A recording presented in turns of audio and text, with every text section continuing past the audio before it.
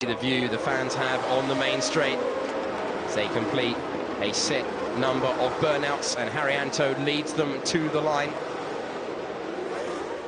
Only 2 wins in his GP2 career. They've been this season. He was talking about how the move to Valencia to work with the Campos team has worked so well for him. He'll be hoping for a 3rd win today, as Baton, who will be hoping to keep out of trouble after his clash earlier on. You see Matsushita, who had another failure after starring in the early stages of yesterday's race. He will be looking to make amends today. He should have good pace in the ART from the back of the grid. And they're all in position now. We have the green flag at the back, and now we have 3, 4, 5 red lights at Silverstone. And now we're racing with a decent start for Haryanto, but a bad one for Yelali. And Lin is straight past up into 3rd. Marcello up into 2nd position, so it's not worked again off the start for Yelali as they make their way through turn number 2. Giacotto trying to come back through, very tight indeed on this, the opening lap of the race. Nato for the moment, and a spin for Johnny. It's not Johnny Giacotto, it's Sergio Canamassas who spun round. And so he'd made the move, but he was spun round at the Vale there. Damage to the front wing of Nato, you can see it on your screen. They're still getting very racy, no need for a safety car, and Nato will surely have to come into the pit lane for the damage on his front wing. It's going to horribly affect the handling of the car. Yeah, if there's any track where you need a fully intact front wing, it's Silverstone. There's so many high-speed corners that Nato's going to have to pit for repairs there. It looked like he just got in a little bit deep, watching the man on his right, and just hit the back of Canamassa, spinning him round. Meanwhile, at the front, Rio Haryanto has built a 1.3-second lead. We've got a move at the very back of the field. Down the inside, it's Markelov. Lockups all over the place. Peak trying to make his way through. That's Evans racing Matsushita, and now we've got Alex Lin under pressure from Alexander Rossi. We saw such good overtaking yesterday. Hey, can't have made it round the outside, surely. Surely not. That would be absolutely astonishing. We'll have to see that again. But what a move from Alexander Rossi. Rossi with real balls to do that. I'm not sure if he went all 4 wheels on the outside, though. It definitely will be close. I'm sure Lin gave him a big squeeze, but Rossi passed Yelali on the first lap. Now he's passed Lin. He put in some great moves yesterday, and he's making some great moves in the first 2 laps today. We saw contact between Nato and Canamassas. The stewards looking into that, of course. Now, let's see that again. Crucial that Rossi does not put all 4 wheels off the racetrack. Rossi passed me off the track. Rossi passed me off the track. So you hear what Lin thinks of it, and it does seem to be that way. I'll tell you what, it's close, though. Rossi was marginally ahead, I think, actually coming into the corner. He did go all 4 wheels off the track, but there was no space really on the outside of Lin not to, so that's a very, very close one. He wasn't a long way off the track. That's a tough one for the stewards to call, I think. So the stewards will have to interpret whether he was forced to take that line by Alex Lin. If they think he was forced to take that line, he will not have a penalty or have to take the place back, as we see the sluggish start for Yelali at the front. And Lin was straight up to 3rd. King straight past Andre Negrão in the blink of an eye. And straight past Arthur Peak as well. What a mammoth start, going around the outside and making up a lot of places. King starting well at the back. He started 22nd, he's already up to 15th, so fantastic start for Jordan. A man on a mission. He said it was soul-destroying to have his race brought to a close at the final corner. He was eliminated after that contact with Peak. So here we see on board with Lin in a minute. His teammate about to appear. There he is, down inside. He got well out of the throttle in turn 1. He's just got to keep a little bit more through there. The tyres are cold. Lin not completely sure on the grip level, and Gasly just taking a few more chances around the outside. This is the contact between Nato and Canamassas that will surely earn Nato a penalty, and he's accrued a lot of them, hasn't he, in the early part of this season? You know what? I think Canamassas spun it on his own. I don't think Nato actually touched him. It's only there where the front wing damage happens. I think Canamassas actually lost that on his own. Nato was on the inside in a completely separate manoeuvre and was unfortunate just to get caught up in that. Well, I take it all back, Norman Nato, if that is indeed the case. Canamassas lost it under braking down into Vale. We are already on lap 4. The stewards, of course, having a look. Now, if you were the steward, Jolien, how would you interpret that? Was that a fair overtaking move, or was that four wheels off the racetrack an unfair advantage? This one is an unbelievably tough call. It was marginal whether, I think Rossi was slightly ahead into the corner. Lynn had the favourable inside line. Rossi kept the speed up. He did go all four wheels, no doubt about that. Not a long way all four wheels. This is really where you need a black and white. Yeah, it was a fantastic move. Jordan King, another one up the inside. Absolutely brilliant from Jordan King. He has really got the bit between his teeth. Now up from 22nd to 14th, and he is really flying in this race. Not a lot of laps to get the job done, but he's getting it done at the moment. Yeah, his racecraft really impressive. You can argue on the radio about the move in turn 9 if you want. Tell them you lost time by going wide. We are beyond the right line in turn 9. Well, I don't really understand why the team's telling him to argue on the radio, because they'll get the message to Rossi telling him to say that anyway. So, bit of a strange one. Van Dorn now up behind De Jong, but no way through. Yeah, that Rossi one, I think, is either Rossi or Lynn's going to be very unhappy with the outcome of that, but it's very close call. Back to what I was saying, Jordan King, yeah, really great move up the inside and club on Negrão. He showed great racecraft defensively yesterday, and now the same again today offensively. From 22nd now up to 14th. So De Jong doesn't often find himself in the points, let alone in front of Stoffel. Yeah, so that's a move Van Dorn had to make there. He's much quicker than De Jong, and we go on board with him. Nice apex at turn 3. He knows where he's going to go, and just an easy one up the inside of turn 4. De Jong early on the brakes. Van Dorn probably knew that from the lap before, trucked it up the inside, and now he's got a 2-second gap to catch up to Sirotkin. Still no word from the stewards on Alexander Rossi, so for the moment we assume he is free to race. Meanwhile, at the front, Rio Haryanto having an absolute storming drive again in the sprint race. 3.2 seconds clear at the front. Then Marcello holding firm on for another second place. And seemingly with more pace at the moment, you see 0.2 faster on the last lap. And he will try and cut back now down the inside. Jolien, talk us through what he's thinking about right now. Well, he's got a great run coming out of Luffield, really straightened off the exit, taking a lot of curb at Woodcote, but that's not a problem now. Lynn's having to defend, but this is such a difficult place to overtake. I said this yesterday, really through this whole section of Copse, Maggots and Beckett's, Yellowlee's just got to... So this is why he has a penalty. Their drivers were warned about this exact turn. Do not put all four wheels off the racetrack. The racetrack is delineated by the white line. You're not going to see a replay of that. We're going to see a replay of another move for Jordan King. He is on fire today. The British driver on home soil, throwing it down the inside of Leal. Let's go on board with him to see the move. He gets the advantage of DRS. He's already deployed it from the paddle on the left of his steering wheel, but that is super late on the brakes. What about that? How far back was he? He's just got so much confidence. So saw on screen. Now, is he going to try it again? Oh my word, this is absolutely magnificent from Jordan King. Oh, Cecotto's got him back at the moment, but he'll have the inside line for Luffield. They're so close, separated by nothing. Now they get to the traction zone coming out. He gets the squeeze from Cecotto, but he's got the momentum going into Woodcote. He's got the inside line that is oh so crucial for Copse. How's this one going to play out? He's got the position. Absolutely superb from Jordan King, who now finds himself in 11th place, having started. He did. He's a lot closer than King was, but he's got Alex Lynn to pass, so it's never easy. But he's got a lot of pace at the moment. He's just got to be careful on the tyres, because it is low degradation here. He's surely not going to go around the outside there, looking for a switchback. He's very close, coming down to Cox. This is where he challenged before. He's definitely going to force Lynn to defend again here. Now he's in Rossi's position. Does he try around the outside?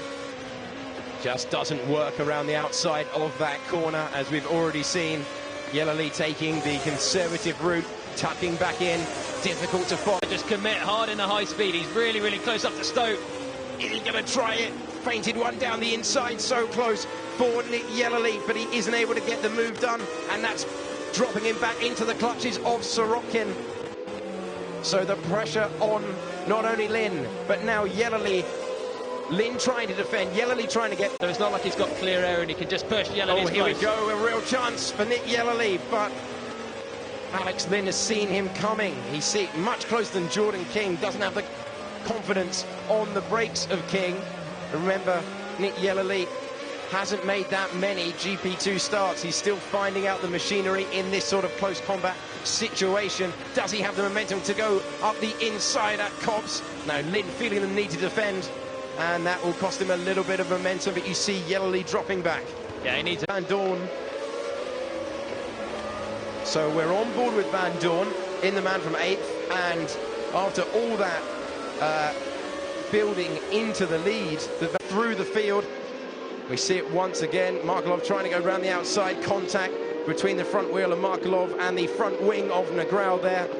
And you're quite right, it's not the rosy picture I painted a moment ago for Rossi, as Negrão warned about either his contact there or going off the racetrack. And immediately, he's not going to be able to duck in there. He'll have to switch back, and it's still not going to work for Nick Yellerly at the moment. Just very, very wide for Alex Lynn. Was that off the racetrack? Will the stewards have to look at it? Because if he's maintaining a position, sticking all 4 wheels off the racetrack, you can guarantee he's going to get a penalty. Yeah, but he was already ahead there. That's not going to be a penalty at all, that. But it's really painful to watch because Yellerly's so quick through Luffield. Every time getting a huge run. Here we go, DRS open. So he's got the overspeed. Can he make it round the outside? It'll still have to be a very bold move for Yellerly, and he still can't get it done despite being in close proximity. And look how much Sorokin has managed as Lynn goes to the defensive, and Sorokin has to pick a side. He's trying to make the move on Yellerly. He might be about to make through. Sorokin's going to pass one of them. Is he going to pass both of them? And Yellerly couldn't get the move done, and now he's paid the price as Sorokin goes past, and now it's Sorokin putting huge pressure on Alex Lynn for 5th place in this race. But Sorokin taking advantage of Yellerly not quite having the commitment to pull it off either inside or outside. But he's going to have another run back at Sorokin. This is a great fight. Lynn's dropped back a lot now. Rossi's got over 3 seconds to him. So 4 laps to go. It's not all over for Rossi either. Bit of a twitch coming out of the Aintree turn. Lynn looking in his mirrors. He's got a new car for company. It's Sergei Sorokin, our race winner yesterday. And a lock-up, a stop for Van Dorn. A huge lock-up. Is that going to send him wide? He's just about managed to get away with that. But you can see the pressure he is under from behind, taking a different line through Luffield. And they're basically all together. 5th, 6th, 7th and 8th. The last of the points-paying positions. Sorokin defending. Very hard indeed from Yellerly, who wants that place back after it was rudely taken away off the racetrack at Copse Corner. Will that come under the review of the stewards if they are maintaining position with 4 wheels off the racetrack? And look behind Roland, really close to Van Dorn. This is the closest he's been. Van Dorn's going to have DRS, I'm sure, as well, but Roland's going to force him to defend it, probably into Stowe. He's really quick in the high speed. This is the closest he's ever been. Van Dorn knows he's so close. Shuts the DRS under braking. Can Roland make it through? He's got the traction. Has he got the position? Van Dorn is forced to the inside line. Is he going to risk it? Is Roland going to be able to go round the outside of him? And Van Dorn just about shuts the door to hold on to the final point for the moment. And the 3.5 series leader is past the GP2 championship leader. And on this, a one-off outing in the 2 rounds, Roland has really distinguished himself. What a move that was. Fantastic. It's just commitment from Roland. We've seen it in the high-speed corners. We've seen it in about the last 10 laps when we've been watching him. Van Dorn's lost a lot of time now as well. And this move, I think, is a little bit scripted. He knows that Van Dorn's going to give him a chance. Van Dorn has to prepare the exit of turn 4 because there's a long straight after it. Roland just jumps on the power. See the back end there, just having a little squirm as he goes for it. Up the inside, full commitment, forces Van Dorn wide. But a fantastic move and up into 8th place. We are focusing now on Sergei Sorokin. He's managed to get himself past Nick Yellerly. 3.9 seconds to Lynn. So currently Rossi's going to fall right in between Sorokin and Yellerly. And we look at the front 2, we've barely seen them. Haryanto had a lock-up, but I think he got away with it. That is your top 4 in 5th position. Alex Lynn. The final points positions have brought us all the entertainment in this second race of the GP2 weekend. Yellerly trying the alternative line once again. Lynn very slow through Luffield, must be struggling, and now Yellerly going down the inside. Suddenly he's got the move completed after spending so long trying to make the move. He has the inside line into Copse. Does he have the commitment? He does, and he takes the position back that he lost 3 laps ago. Yellerly now still has the opportunity to pass Alex Lynn in this race after passing Sergei Sorokin. And finally he's managed to use that pace advantage he's got through Luffield after 20 laps of trying. He's managed to switch quickly to the inside. And look at who has caught up in the background. An absolutely storming drive from Oliver Rowland. He's left the championship leader way behind him. He still has another lap and really good pace in the MP Motorsport car. Can he do anything about Sorokin, who was looking to pressure Lynn and now finds himself back in the position he spent the majority of this race, in 7th place? And Yellerly trying. He's got one lap to see if he can finally pass Alex Lynn. Lynn getting a big hurry up on 2 counts because the gap to Rossi is up to 4.5 seconds. 6/10 of that last lap. Lynn's got no rear grip. Huge slide in the high speed. I think his bigger concern now is going to be keeping Yellerly behind. Oh, look at the move there by Oliver Rowland, steaming down the inside of Sergei Sorokin as Yellerly trying the alternate line. Lynn really with not the grip he needs at this stage of the race, and it's surely going to allow Yellerly to close up and finally make the move on this, the last lap. Here at Silverstone, he's got the DRS. Is this finally the time down into Brooklands? He's going to have to go round the outside of him. Can he keep his foot in? Lynn decides to go to the inside. Look at the twitch he's got. And still, Yellerly can't get the job done. He's repelled the attack, but this time, Yellerly has the commitment, and he's passed him already before they've even got to Woodcote. Lynn has just got no rear tyres left at all. Yellerly's going to have to defend it back. But he could go inside or outside. It didn't matter in the end. And finally, he has spent all race trying to achieve that position. And now Nick Yellerly finds himself in the 5th place he would have wanted so badly, as Oliver Rowland is all over the back of Lynn. There are hardly any corners to go, and Sorokin now has a run on Oliver Rowland. Pass or be passed at the very end. Haryanto is coming up to win the race, but we're focusing on this. Sorokin trying to get past after being passed at the start of this lap, and it's going to go right to the final corner this because of the rear grip issues that Alex Lynn has. Rio Haryanto wins his 3rd race of the season at Silverstone. A lock-up for Alex Lynn. And Sorokin's going to go down the inside. Are we going to see contact? Super tight. Rowland's going to hang on in the background there. Lynn holds on for 6th. 7th is Oliver Rowland. 8th, Sergei Sorokin. And Jordan King's storming drive finished just shy of Stoffel Van Dorn. He finished 10th from 22nd. And yet again, breathless action. Rio Haryanto, his 3rd win of the season, the 3rd win of his career. Absolutely majestic stuff. That was another flurry of action right at the end there. That was. We didn't see anything of this man at all. Yes, Leon, yes. And you are fastest lapper. Yes. Thank you, guys. Fastest lap as well. That's worth 2 points for Haryanto. So the team thinking championship for him. And that's a huge save. He finished 10th on the road yesterday, but that 8th place really has transformed his weekend. Started from pole and just did everything right. He had a clean race, won by nearly 2 seconds. We just saw absolutely nothing of the front 3. They were all just driving their own race. No mistakes, and a very, very calm race for the lot of them. So the crowd dishing out the applause to Haryanto. He's got a lot of experience in the series now. Bravo. Marcello with another 2nd place. He needed that result. He really did need that result because there wasn't that much of an improvement if you looked at his results from last year to this year. Drivers do need to take a step in order to keep themselves on the Formula One radar. Important for him. And Gasly, with only his 2nd podium of the season, he finds himself in 3rd place. Yeah, the momentum's important for Marcello. He's got to take this 2nd place. I'm sure this year, the first half of the season's been so disappointing for him. But now he's just got to take the 2nd place. There's a little bit of a gap till Budapest, and he's really got to transform it into some positive energy with the team. They've really got to come out fighting, go for pole positions, and really be fighting for the wins in the feature races. The sprint race where he's had his 2 podiums so far, and that's what he's got to change. But Haryanto's really just been such a consistent season for him so far. And Pierre Gasly. And we see Matsushita as well. He stopped yesterday, and he stopped again at the end of this race. He placed 19th today. So a weekend that promised so much for him, ending before he can even get back to the pit lane.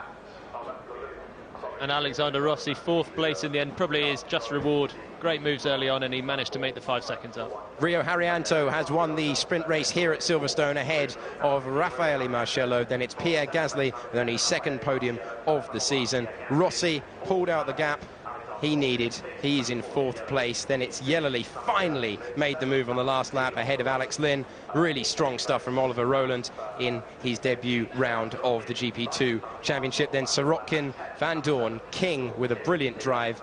And then we saw Visoyu and Liao. Stanaway was 13th, then Markelov, Negrau, Arthur Peak, a miserable weekend for him in the end.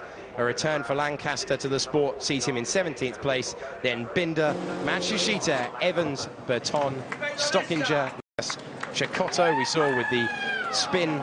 He thought he had a puncher. De Jong we saw out of the car. He stopped 1 lap from the finish. He is 26th. And Rio Haryanto, once he manages to get that steering wheel out, will clamber out of the car onto the top, getting a bit of assistance there. It's the only thing he struggled with all day. Good job there wasn't a fire in the car. He would have been struggling to get out. I'm sure then he'd get out in a hurry. This is somewhat ruining his celebrations, isn't it? Killing the mood. You don't want the photos to be of this. You want it to be of you standing on the car, arms aloft. Finally, he can get himself out and begin the celebrations. A man transformed this year. He'd scored a pole position before this season, but 3 wins now. He really emphasized how moving to Valencia to work with the team day in, day out has helped him. He has such a huge following in Indonesia, such support online. And the mechanics celebrating with their man, and he takes a huge chunk of points back to Stoffel Van Dorn. He's had such a big progression this year, Haryanto. He's really putting the weekends together well. It's the sprint races that seem to be his forte at the moment. He's able to, well, he's starting at the front of a lot of them and then just able to just control the races. He's good off the line and a very happy chap there indeed. For the championship as well, that's big momentum for Haryanto, and also Rossi, who held on to that 4th place. Van Dorn, no points for the first time in the year. First time of the year, first time since Abu Dhabi last year. His point-scoring run is over today.